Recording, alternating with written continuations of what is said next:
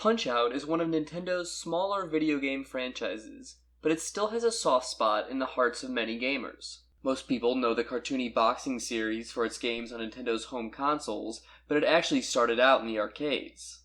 The first game in the series, simply called Punch-Out, was released in Japanese arcades in 1983 and came to the Western world in '84.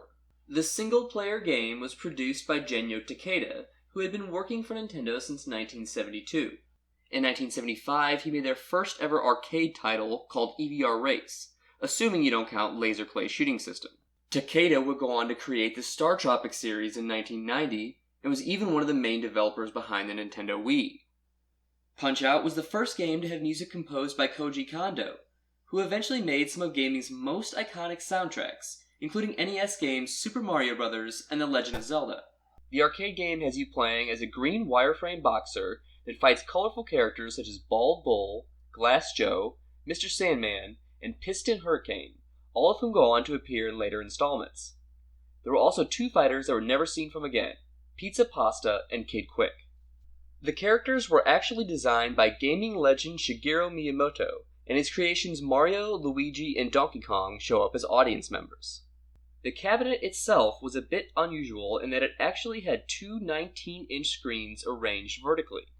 The game itself was played on the bottom screen, while the other one contained pictures of the boxers, how much time was left, and other bits of information. Some have cited this as a forerunner of the Nintendo DS and 3DS handheld systems. In Punch-Out, successful punches built up your KO meter, while ones that were blocked brought it down. Filling up the meter entirely lets the player use a super powerful KO punch. Just like later games in the series, opposing boxers give away their attacks.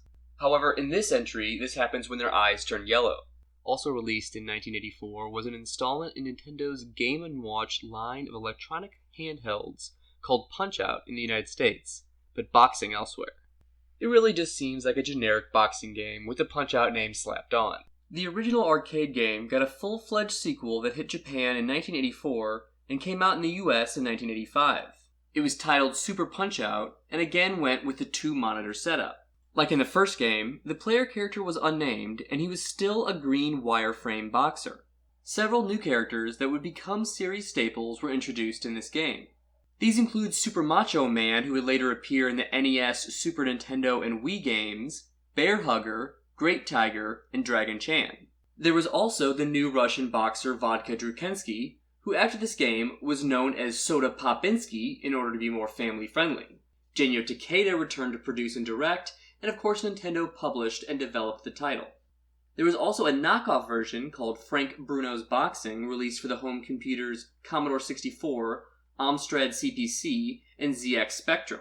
It was pretty much the same as Nintendo's game, but it starred a real boxer named Frank Bruno instead of the green wireframe.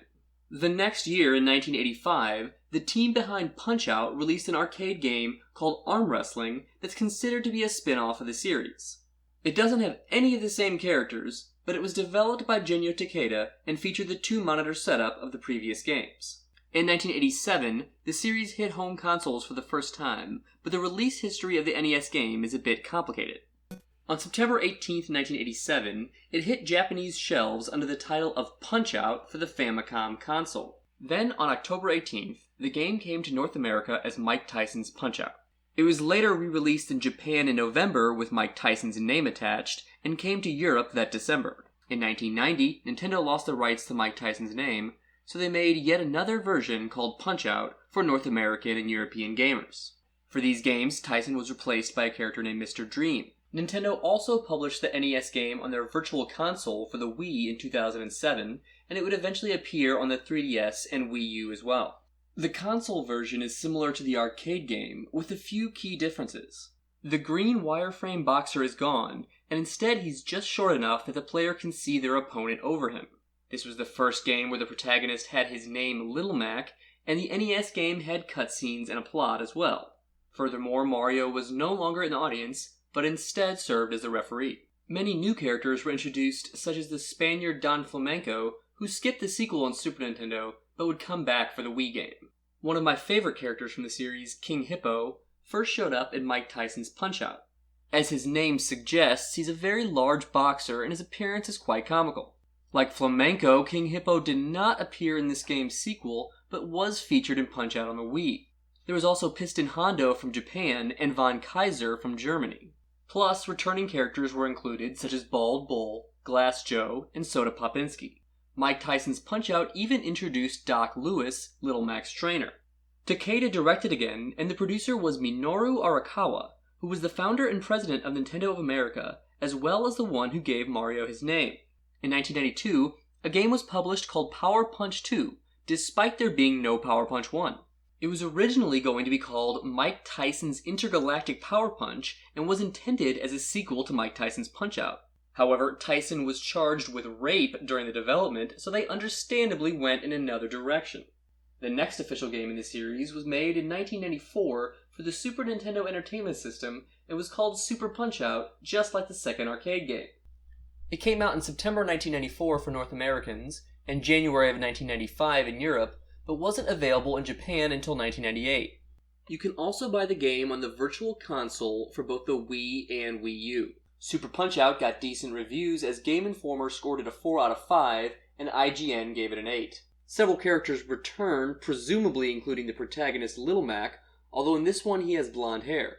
Opponents from the NES game that came back include Mr. Sandman, Super Macho Man, and Bald Bull. Also, a couple characters from the Super Punch-Out arcade game appear, like Bear Hugger and Dragon Chan. Players could also fight Piston Hurricane, who hadn't shown up since the original arcade game in 1983.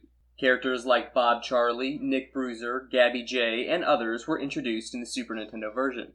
Sadly, the series lay dormant for 15 years until the release of Punch-Out for the Nintendo Wii in 2009. It was developed by Next Level Games, who had worked with Nintendo previously to make Super Mario Strikers for the GameCube and Mario Strikers Charged for the Wii. They later made 2 titles for the Nintendo 3DS, Luigi's Mansion Dark Moon and the much-maligned Metroid Prime Federation Force.